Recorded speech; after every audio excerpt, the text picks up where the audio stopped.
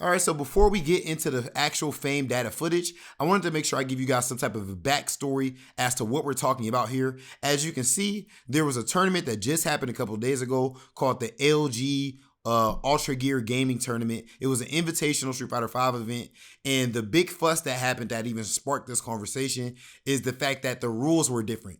There were 3 rounds instead of 2 rounds and 60 seconds per round instead of 99 seconds per round. And people felt like it might have been copied from Tekken or something like that, but pretty much there ended up being a whole lot of drama over it. We had people like my guy Brian F dropping out. Make sure you guys watch No Neutral on Capcom Fighters channel with me and Brian F. And of course, we also had Infiltration drop out and being sad and hard about it. So definitely an interesting turn of events, and that ended up sparking a whole lot of different conversations, which you are about to see now. Rules were available from jump about that in terms of the invitational, then it's all on them 100%. Right, yeah. Like it's like I don't know why you're bitching. Back to the players. If you knew about the rules, there's hardly an excuse. What's knowing about the rules though? Because if they put the rules there for them, but they did not read them? That's on the players. That's on the players. That part is on the players. You can still want better of a tournament, or in the future say, I hope that is a general aspect. For the players themselves, they do not have an excuse. Now, if you enter an invitational with the rules on the line and knowing that it's going to be this way, you have to hold that. That's just how it is for anything, right? And now I get it being blindsided. You know, I mean, this is not a format that we're used to at all, not expecting it all. So I understand, like, being like showing up on the tournament day and being like, what the fuck are we playing? Right. What, huh? Excuse me. But if it was available, then it's on you to be responsible and read the goddamn rules. You know what I'm saying? So at that point, I don't get complaining. If it was sprung on them day of, then I get bitching about it. Yeah. So one point that we brought up already so far, if you hold this real quick, one point that we brought up already so far is like as far as growing the FGC. Like saying that he feels like if it ran on the other format, it'd help grow the FGC. Now, to me, what me and Range were saying was like, at the same time, if you're a new player, or you're a player who doesn't watch at all yet, you don't know the old format. But this brings up the next question I want to bring up. Same brought up a good point that, well, now it gets bad PR because Brian F drops out, Infiltration drops out, so on and so forth. So it's bad PR for new people watching. So what responsibility do players have? Oh, wow. In that regard? Let's say, like, okay, Street Fighter V, the way it launched was a bit rocky, right? Are players wrong for the fact that we speaking from a business perspective, bro, not trying to be PC. This is to be completely honest. Do you think that players, since it behooves all of us to grow the FGC as a whole, is it bad to give such extreme negative press on all these different fighting games? Not just Street Fighter, but MK and all these other games as well. Marvel vs. Capcom Infinite, when it came out, got killed by memes, in my opinion. You know what I mean? Do you think that that's a lack of business sense, or is that just keeping it real? So, you know, you talked about before, or we've been talking about it, the way we word things, right? How we communicate. I think that's the big thing when it comes to criticizing the games, because we got to have criticism, right? We got to, because like there's just things that aren't up to par with our community in comparison to the rest of esports, right? Obviously. So in terms of that, we got to work towards it, and we can't accept where we're at if we want to keep growing. So I agree with that. But because of the toxic communities that we have had, right? Like I've seen the Kill Sage talk about how like he doesn't like playing NRS games because the NRS community can be toxic sometimes. You know what I mean? Not to say they're always toxic, not to say everybody's toxic. No disrespect. Yeah, there's a bunch of fantastic people. I love a bunch of NRS players. You know what I mean? But that's still clearly not saying that for no reason. Like, exactly, group. Right? So, and because of that, if it gets to that point, then man, we can't have. It's hurting us. It's hurting us 100%. So when it gets to that, then it needs to stop. But criticism has to happen, like especially coming from the people that really care about the game, right? Because that's what the hardcore players and everybody involved in the community, as much as we really give a fuck about this shit. You know? We care. Yeah. So it's like it's all about just wording that in a way where people can hear you out without just like shutting down. Because like when you get toxic and when you get like weird about how you word shit, that's like when people just shut down and don't even want to process what you're saying. So when do you think it's like too far? Like what's the example of it? Not, you don't gotta say to somebody, but what's the example of a tweet that's considered like too extreme to you? I mean, even in a game fashion, like a meta fashion, or whatever, like when someone says a character is broken or whatever, or busted or whatever, and you have a wide voice, even that type of thing. Oh, a character's broken and stuff. Because guess what? How many people does that matter to? Like, if you're a low level player, the tier lists don't matter. Yes, they don't matter. Bro, they do not matter. 99% of players and that will ever play a fighting game, the tier list will not matter at all because you're not at the skill level for it to matter. But all of a sudden, you seen a top player complain. Yeah, like I can't use this. Now when you lose in fucking gold rank, you think it's because the character is OP. You know what? I'm gonna actually pull up an example. In Strive, Foss is one of the weaker characters in the game. I've heard about that. Bro, people complain about Foss. You know, they say, well, you know, this guy's struggling. Hook is saying this or whatever. Hook Gangnam is saying this. But that's Hook. That's someone that's playing high-level players right there. Right. If I watch you and you're on floor 3, 4, whatever, and you're not doing what you need to do, that's your own fault. There's a lot of gaps in your gameplay that have nothing to do with Foss. You could pick up Soul and still be stuck there. So there's that disconnect of a top player saying some stuff like, well, this character is weak. And people don't know, they don't know how to process that on their own scale. Like Hook saying Foss is weak has nothing to do with you down in floor 1 or 2. You know what I'm saying? I feel like there's like a last point on this type of topic, right? On this topic. Yeah. I feel like I wish people would be as loud with their negativity as they are. Like I wish they would be as loud with positivity. Right. That is a bit like Street Fighter 5 right now. Street Fighter 5 has had one CFN is fucking trash. Let's get that out. You know, CFN is bad, right? At the same time, Street Fighter 5 is in an amazing place right now. Like the balance is amazing, so on and so forth. Like the game is in a great place. The best players are winning and stuff like that. Right. You ain't lying. I feel like the hate for Street Fighter 5 early on was much louder than the love is for it right now.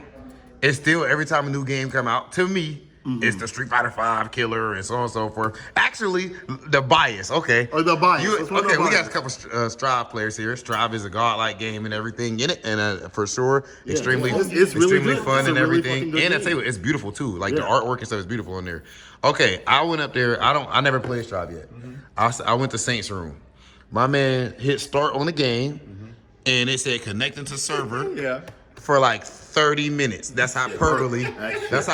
But how long is it? Like, I mean, it is. It's like time. It's a couple minutes. It it's like a few minutes. It could be 3 to 5 minutes for sure. how come Street Fighter would get killed if that happened for Street Fighter, they'd get killed? It's that goodwill, baby. Let's be honest. It's goodwill. Why? It's goodwill. Goodwill? Explain that. Because the netcode's good. That's not goodwill, bro. When you are the biggest in anything, you are therefore the most critiqued, analysed. It's true. Like the Patriots and the NFL You're and subject shit for to the years. most scrutiny. It's true. So if you're like, it's like a big corporation. If a big corporation fucks up, you'll see it in the news and everyone will have an opinion on it. If a smaller company fucks up, it's going to get way less attention. And I feel like on the other side of that though, it does go to show you how important an enjoyable online experience is. Because you can say all the things you want about Strive balance, not that anyone expects a guilty game to be balanced anyway. Like if you think a guilty game's gonna be balanced, you've never played a guilty game before. You could say, yeah, cool, the server connection, blah, blah, blah. But once that's out of the way, the actual online experience is very enjoyable. So people will go through that. To enjoy yourself in the end of the day. Like, listen, if you can get games online with like 3-frame input delay, and the only thing you have to sacrifice is 5 minutes to connect to the server. We used to go to the arcade, took 30 minutes to an hour to get to the arcade. If I can get godlike games and I've got to wait 5 minutes in 2021, run that. That's a blessing. You know what I mean? That's a little bar, but So I'll go through certain things to have a great experience. But if the experience isn't great for whatever reason, and that's not to say that when Street Fighter 5 came out, the game was not an enjoyable experience to play offline or whatever, even with the 8-frame input delay, I still found it entertaining. But like the matchmaking is important, the netcode is super important. Just the general user experience is the thing that people will forgive a bunch of shit if they have fun playing the game and you have fun. In politics, like with the two-party system or whatever, usually the other party wins the next election or something like that. Like, because people are just like, they felt like life wasn't amazing. What just happened. Yes. So now, whatever the opposite of that is, let's go for that. Do you think it's a bit of that as well? Like a natural feeling of like, because there's some people who are like, who play both of the games. Yeah.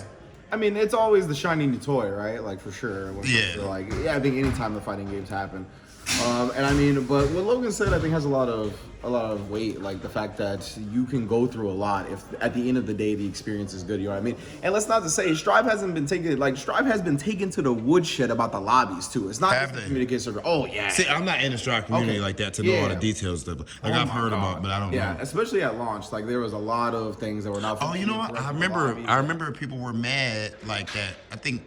And some people were mad, like, "Oh, don't criticize it too early." Yeah, exactly. Like so, I remember that. So, that's true. It's a lot of that, right? Fighting game communities do complain a lot in general. And that's kind of what I was gonna say. FGC complains a whole lot, bro. Yeah, just in general. Was that like you were talking about how the hate for Street Fighter V at the beginning was a lot louder than the love now, and I mean that's like I feel like the only game that has managed to kind of reverse that is Tekken, but even now Tekken, as soon as Leroy happened, like that turned people around, were right? mad as right? So like even with all the goodwill that like Tekken had been built up because it was like this game that everybody could flock to and like enjoy and whatnot, everybody was having a great time picking it up. Then the Leroy thing happened, and then some other things happened, right? And then like Tekken got a lot of hate too, and it's just like. But still, I think the peak love for Tekken, I think, was still higher than the peak hate. Yeah. But that's like legit the only game. I agree. That's like the only game. Tekken was the game where like, I remember with the peak love for that, people from other game communities who don't even play it would be like, that's the best fighting game out. Yeah, exactly. Yeah. And people were picking it up years into its lifespan already, you know what I mean? Like with that's Dragon Ball, with Guilty Gear, this is bringing people from other communities in, but that was like kind of a given at the time, right? It's a new IP, everybody loves Dragon Ball, Strive, like made these gameplay adjustments to make it more appealing to other communities, right? So it was like, okay, we kind of expected that. With Tekken, I mean, you saw a lot of 2D players going to 3D for the first time, you know what I mean? Like, it did that's a lot. Crazy. It did a lot, you know what I mean? So that's probably the only game besides that. I mean, I agree, I would love to see people like really talk about the good stuff. But it's a natural thing. Yeah, it's human. It's society. It's a natural human thing. To reverse this a little bit, like to be honest, I think this is like a gamer thing a little bit. But the fact that we're so small comparison to other places, comparison to other people, like compare fighting game the community to like the FPS community, right? Yeah. Like you'll hear so much hate for Overwatch or whatever, but if you think about that, I never knew that the other esports were crying. We crying like us. They definitely be crying, bro. They crying. These Dota bro. I ain't even Reddit. Valorant talks about certain characters. Bro, what the fuck they crying about? Oh, like they cry about balance and everything too. They cry about the balance. They cry about the map. Rob, Dota's got a $30 million prize pool, Rob. These motherfuckers still bitch every single day, son. Like, more so because there's more focus on it. It's exactly the same. I think it's very easy for us in the FGC to sort of have a blinkered experience and not understand that most of the problems that we have are represented elsewhere because they're not FGC problems. Right. They're just how people are. Yeah. Right? And when your only experience, a lot of people's only experience in social situations is the FGC, so they think a lot of the problems are FGC's problems. Right. A lot of people's only experience with organized gaming is the FGC, so they think that it's blah blah blah, it's an FGC problem. Whereas, and even like the toxicity you see online, like. We're all fans of other shit, like be it wrestling. Oh yeah, the like toxicity comics, is whatever. fucking extreme everywhere. Yeah, you go on Reddit, it can be any Reddit channel. They're moaning about some Bro, shit. the Dogecoin Reddit was OD when that shit dropped. That shit, motherfuckers was mad. Perspective is important. That's all. Yeah. So the smaller, the harder it is to avoid a lot of that stuff. Where you can I played Overwatch for a little bit, and there was a lot of toxicity, not only in the game but outside of it. But there were a lot more avenues for me to avoid that that toxicity. For FGC, it's really fire. difficult to do That's so. fire. You know what I'm saying? Like, been here for makes a years. lot of sense. There's a lot of cyclical stuff that I've seen because we're not growing as as big as other scenes and stuff like that, right? And because that we know everybody, that we see everybody, that we talk to everybody in the scene, they're so small. It's hard to be like find that escape area or that escape group, or I'm just gonna go play with these people because they're into the game or whatever. I can do that in Overwatch. I can find some friends to play in Overwatch and not be toxic. Can you do that with fighting games as much? Not as consistently unless you're in the right spots and places. Also, you play Overwatch casually. So you have a lot. So it's more fun. The FGC, so you're kind of like married into it. I'm not gonna get fucking salty in a game where I'm just trying to have some fun. That's true, but there are people that I know that do play the game hardcore that are still able to find those avenues of chill. Yeah. But you do. That is a good point though. Like, But they when also you are serious. are they operating at a level of like what we're operating with in the FGC, because like, look, we're not on $10,000 day rates. Right. Commentating multi-million dollar. Say it again, bro. What are you saying? We're not commentating multi-million dollar prize pool events. You feel me? So, like, we're operating at the top of what is a small pool. Yeah. So I don't know, like, what your friends, what level they're operating at, but like a guy that travels to like 5 majors a year and versus motherfucker doing makes this. top 128 is still like really good. Comparatively at the game, they're not going to be on our rate. Oh yeah, you know my man, yeah, he's all right. Cool, I don't really rate him, but he's still comparatively really good to the field. Right. Yeah. So I don't know if your friends are kind of that level, because if I was like a 128 place guy, I could also find my own. I just play at these events. I go to these areas. But when you at the highest, you gotta indulge in that. You gotta be with like, it. Yeah. You know, you have to. That's a good point. Yeah. If LG put this tournament together like this, and You I'm gotta a pull pro up. player, You gotta pull up. You gotta come through. Because you gotta get your bag wherever you because can get it. otherwise, I'm gonna sit at home. I'm gonna play an online tournament and get nilch. Yeah, you're gonna make a couple $100 or something like that, if that. You know what I mean? So let me hold my nose and enjoy that. Ladies and gentlemen, hope you guys enjoyed this IRL, I guess it's always IRL, but with the homies episode of Fame Data.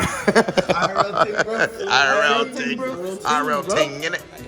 So what a hoe go, they just traded in. Hell no, I spent another 40K to win. I don't play, but when I play, bitch, I play to win.